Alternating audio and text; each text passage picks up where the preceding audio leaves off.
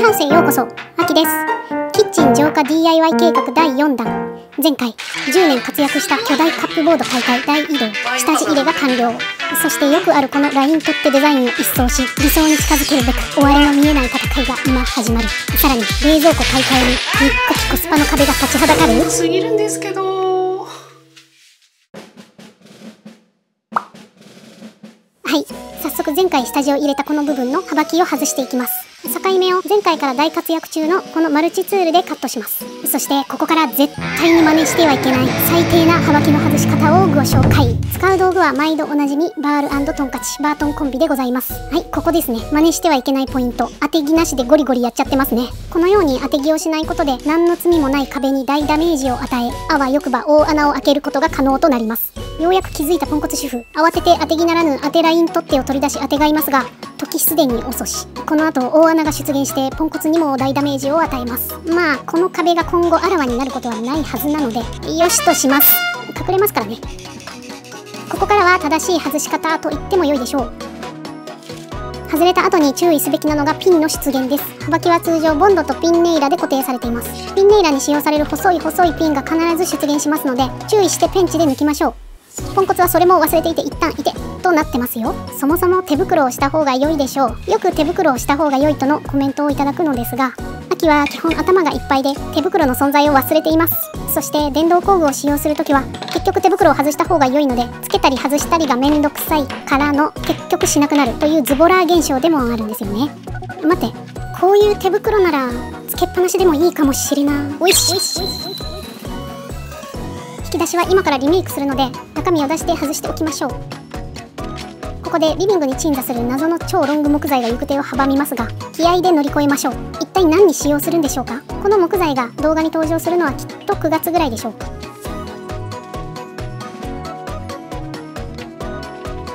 障害物だらけの通路を制覇し綺麗に収まりました。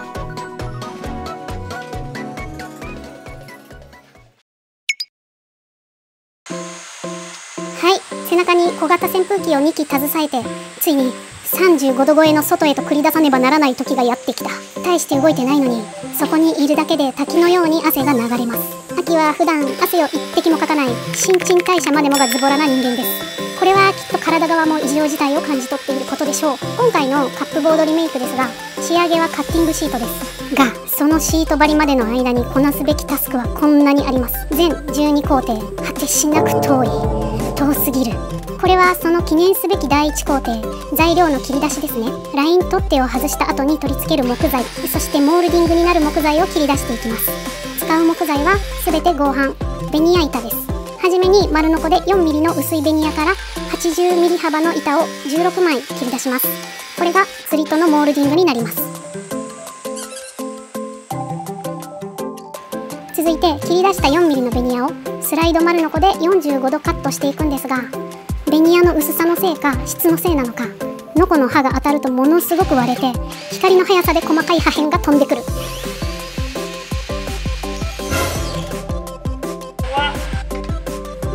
怖い。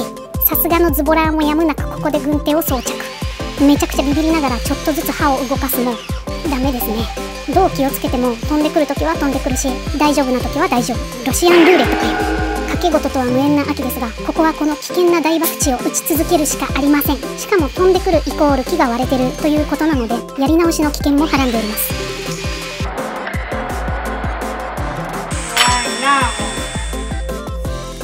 重ねて切る作戦を試してみるも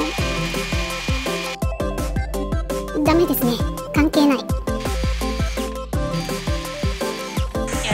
結局博打を打ち続け16枚中3枚がやり直しという結果に。勝ちなのか負けなのかは分かりませんが、とにかく怖かった。続いてライン取っ手を外した後にできるスペースを埋めるためにライン取っ手と同じ幅同じ厚みの木材を切り出しくっつけます。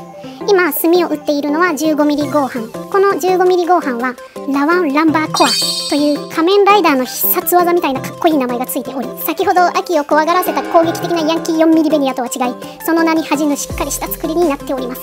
お値段も4倍。ただ既存と同じ化粧合板を買おうと思うとさらにその2倍の金額となるため、これでも節約材料となっております。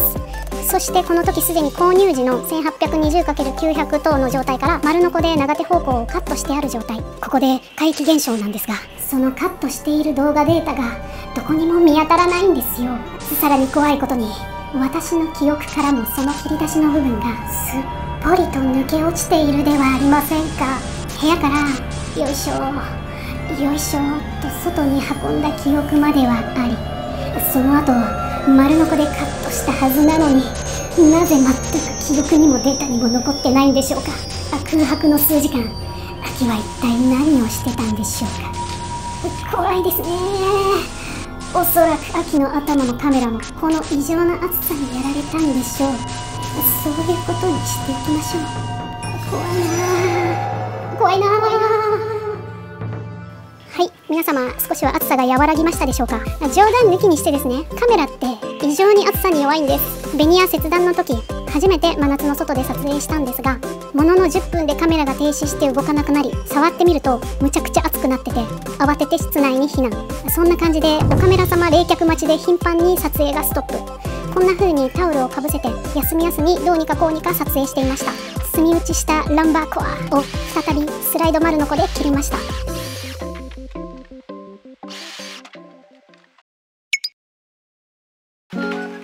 切り出しが終わったので釣り戸の扉を掃除していきましょう。10年の間拭き掃除をした記憶はございません。とっても汚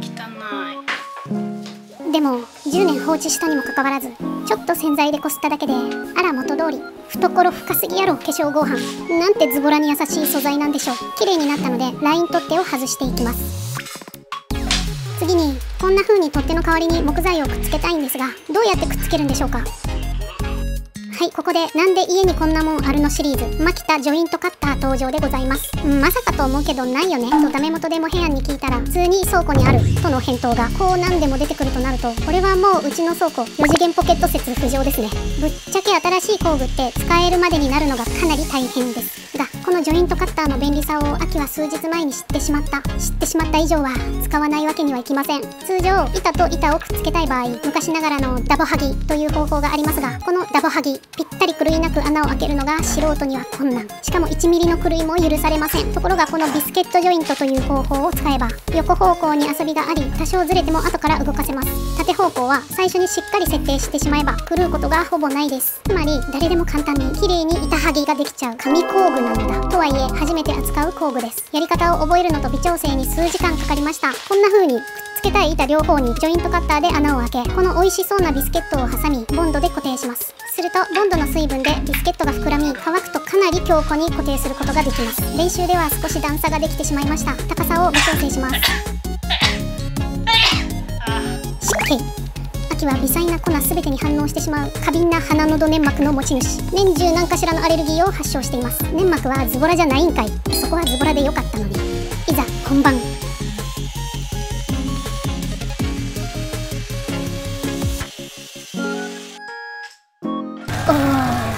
15ミリ厚の板のちょうど真ん中に穴を開けることができました。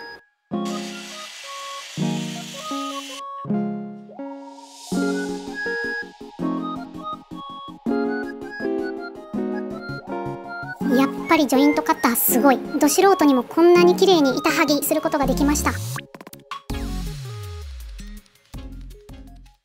い、喜んでばかりはいられません。今回のカップボード DIY の一番の壁はこの工程の多さではなく数の多さなんです。すべての作業を釣りと ×4 枚、引き出し ×8 箇所、計12回繰り返さなければなりません。先のことを考えると嫌になってしまうので、ただ無心で目の前のタスクをこなしましょう。先ほどの釣りとは1枚で3箇所、この引き出しは5箇所をビスケットジョイントしていきます。量は多いですが、すべて同じ厚みの板なのでカッターの調整はいりません。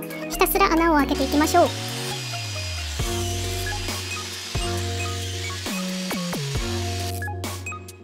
開けた穴にボンドを塗り、ビスケットで留めていきます。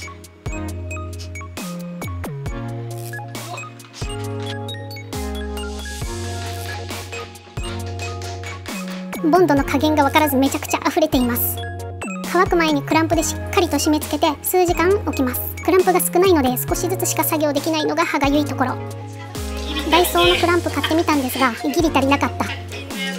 一番小さい引き出しはちゃんと使いましたよ。暮らしながら夏休みにズボラーがキッチンを DIY するとこのようなことになります。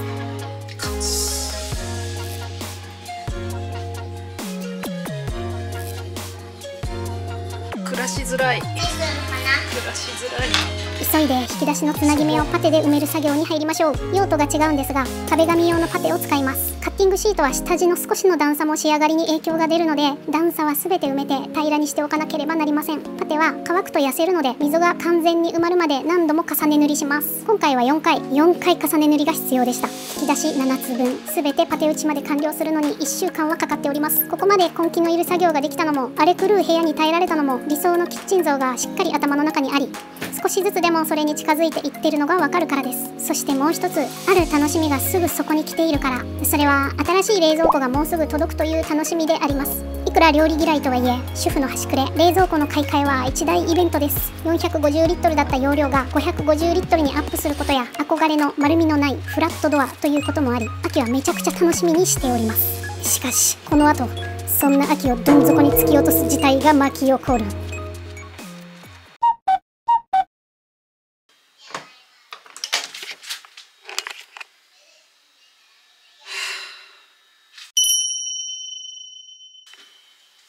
衝撃。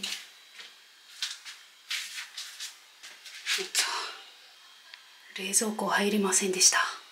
このリビングドアが狭すぎて入りませんでした。ショックすぎるんですけど。コスパのしわ寄せがこんなところにまで。モヘヤン曰く通常80センチはあるというリビングドア。対して我が家のリビングドア幅はなんと68センチ。わー、これが本当のスマートハウス。スマートハウスへようこそ。秋です。言うてればいいか。細部にわたるまでコストというコストがカットされコスパ界のフェラーリぐらい上り詰めた我がこじらせハウス。この洗練されたコスパっぷりには常々感心させられっぱなしでしたがまさかいつも何気なく通ってるこのリビングドアの幅にまでもコスパの波が押し寄せていたとは。裏飯。はい、落ち込んでいる暇はないので手を動かしましょう。そもそもネットでポチった今回の冷蔵庫こんなハイクラスコスパハウスに住んでおきながらリビングドアを通過できない可能性をね考慮せずうかつにポチった秋が悪いんですよ。でもね秋は諦めが悪いんですよ。ヘビ年のサソリ座なんでね。失意の中搬入してくれたおじちゃんの言葉をよくよく思い出してみるとこの家に設置可能なのは63センチまでの冷蔵庫ですね。キャンセルして買い直しという形になるかと思います。お庭から搬入ですか？柵があるので無理ですね。柵外せば入るんですけどね。柵外せば入る言うたよな。すぐさまモヘジに電話する秋。は？ドアぶち壊せばよかったじゃん。外にでも置いていってもらえばよかったのに。との鬼畜発言は全てスルーし柵が外せるかどうかを聞くとビスで止まってるだけだから外せんだろ。はい突破。事件から数時間後ワイダー電機のネット担当のおばちゃんとの電話のやり取りを興奮気味に姉ナツに説明する様子がたまたま撮れていたのでお聞きください。いただきますのでって言われて、ちょっと待ってください。キャンセルはしません。外しますなんてもう一回回ってきてカモンって言ったらそんな人初めてみたいな感じ。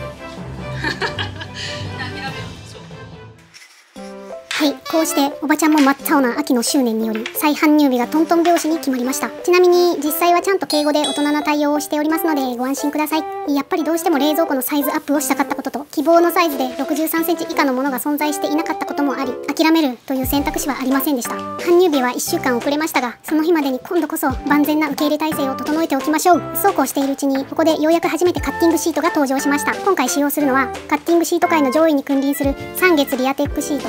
めちゃくちゃ質感が良くちょっとやそっとじゃ破れそうにないしっかりとした厚みがあります。お値段もしっかりしてますよ。材料や値段は全て動画の最後もしくは概要欄にもまとめてあります。キッチンの視界の大半を占めるカップボードの色決め悩みに悩んでチョイスしたのは濃いグレー。そうです。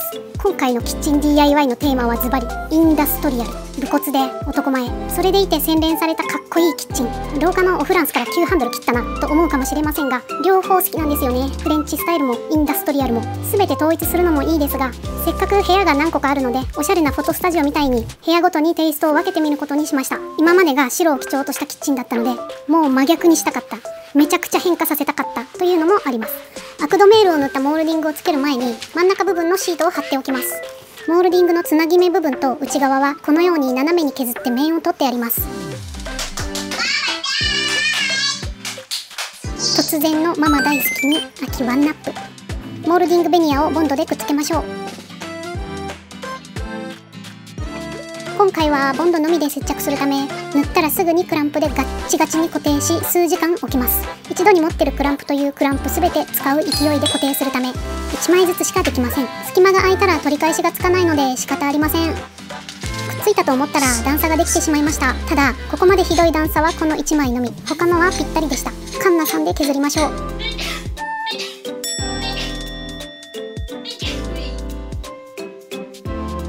段差は無事埋まりましたが案の定欠けました。この後パテで補修しました。続いてマスキング養生をしていきます。塗装でもないのに養生がいるの？なぜ？と思いませんか？私も最初シート貼りイコール貼るだけだから楽と思っていました。ですがシートの弱点は側面等の狭い接地面から剥がれやすいということ。それを対策するには専用のプライマーが必要。当然プライマーがついてほしくない場所は養生せねばなりません。しっかり貼ろう、長持ちさせようと思うと塗装より手間がかかるのがシート貼りなのです。ただ仕上がりの美しさ、お手入れのしやすさは素人の塗装では到底叶いません。もちろん塗装にも塗装の良さがあるので時と場合でうまく使い分けたいですね。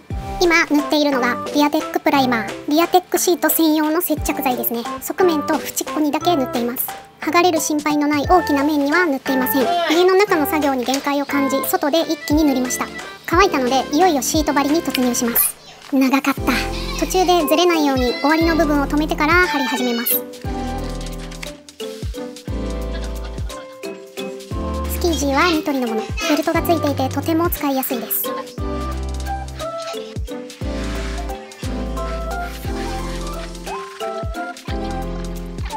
綺麗に見えますが継ぎ足した木の部分が浮き出しているのが分かりますでしょうか。これはパテゴのサンディング不足ですね。この1つ目の引き出しを教訓に他の引き出しは全てこの後サンディングし直しました。はい、これです。ホームセンで入手した食洗カッター。 DIY 系 YouTuber さんの動画で見て欲しかったやつ。超鋭角の刃から繰り出される切れ味はマジで別格。この後の壁紙貼りにも大活躍してくれるでしょう。仕上げにドライヤーでがっちり接着していきます。前回のバイオハザード推しに思いのほかわかるってコメントをたくさんいただきとても嬉しかったです。私がハマっていたのはもちろん初代 PS のカクカクバイオですが、リメイク版の方も YouTube 実況で見て知っています。末広がりずさんのとか3年前ぐらいに見てハマっていました。タイラントをタイラ殿と呼びグリーンハーブをヨモギと呼ぶあれです。ちなみに秋は誰推しかと申しますと当然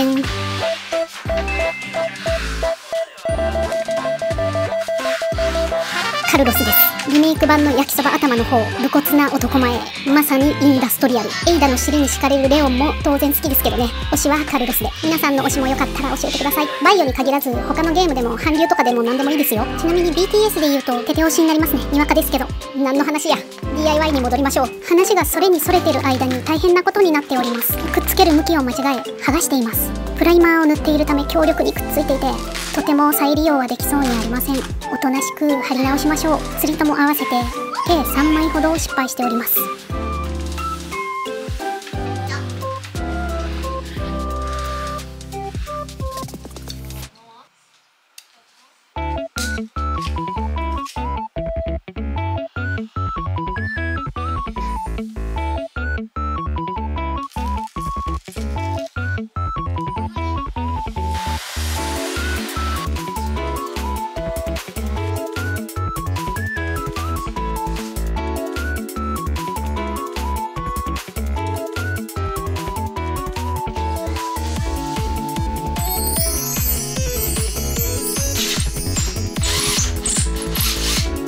全ての引き出しに貼り終えたので取っ手をつけます。取っ手は楽天市場で購入したアイアンのもの。斜めだね。斜めだね。ほんの少し斜めになってしまいました。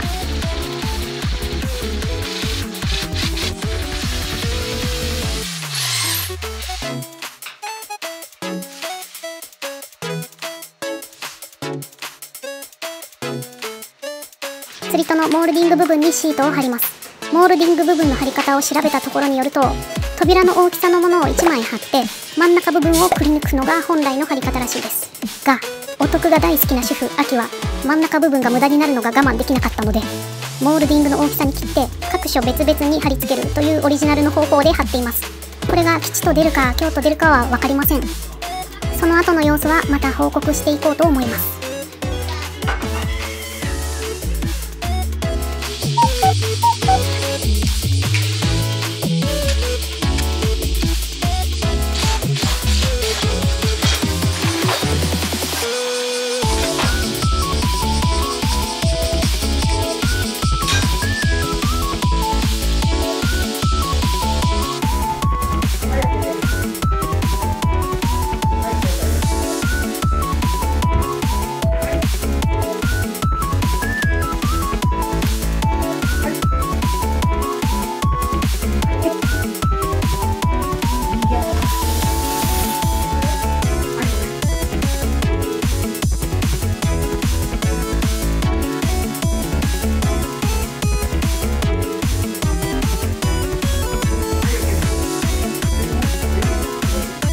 大丈夫ですか？はい。やばい。冷えるのに2時間かかるって知ってました。すぐ冷えると思ってた。牛乳とかやばい。クーラーボックスに入れたけどパンパン。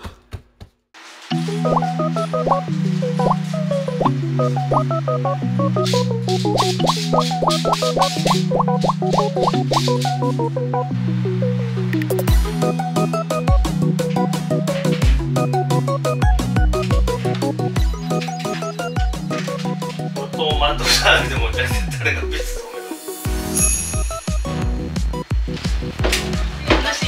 いいわけないですね。